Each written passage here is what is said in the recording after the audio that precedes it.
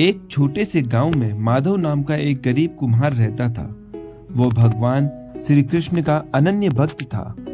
उसकी एक विशेषता थी, वह जो भी मिट्टी के बर्तन बनाता उसका सबसे पहला और सुंदर हिस्सा भगवान के चरणों में अर्पित करता था।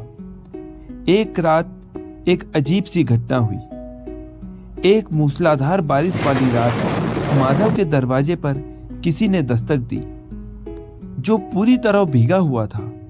माधव ने उसे अंदर बुलाया, सूखा कपड़ा दिया और अपने हिस्से की रोटी उसे खिला दी। यात्री ने मुस्कुराते हुए माधव से पूछा, माधव, तुम इतने गरीब हो, फिर भी इस मिट्टी की मूर्ति के सामने हर रोज ताजा फूल और भोग क्यों लगाते हो?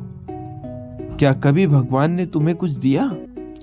माधव ने सरलता से कहा, बाबा, उन्होंने मुझे वह दिया है जो दुनिया नहीं दे सकती, संतोष।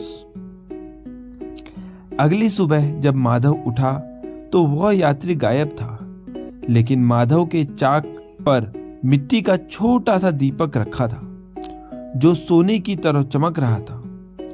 माधव को लगा कि यात्री शायद अपना कोई खिलौना भूल गया है। उसने उसे भगवान के सामने रख दिया। उसी दिन गांव के सबसे अमीर और लालची जमींदार को पता चला कि माधव के पास एक चमत्कारी दीपक है। वह जबरन माधव के घर पहुंचा और उसने वह दीपक उठा लिया। जैसे ही जमींदार ने उस दीपक को छुआ, वह दीपक मिट्टी का बन गया।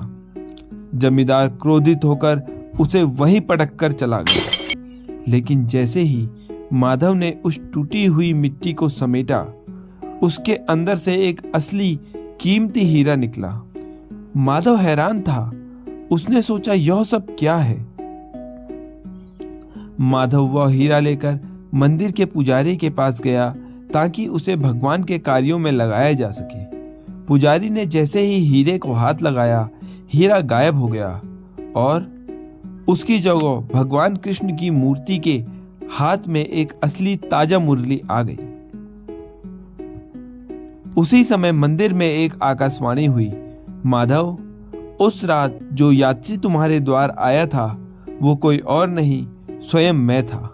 तुम्हारी निस्वार्थ सेवा और संतोष ही वह सोना है जिसे कोई छीन नहीं सकता। यह मुरली प्रतीक है कि अब तुम्हारी भक्ति की गूंज सीधे मेरे हृदय तक पहुंचती है। तो दोस्तों, भक्ति में सबसे बड़ी शक्ति लालच का अभाव और निस्वार्थ प्रेम है।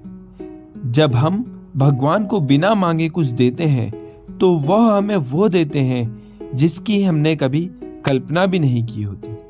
राधे राधे।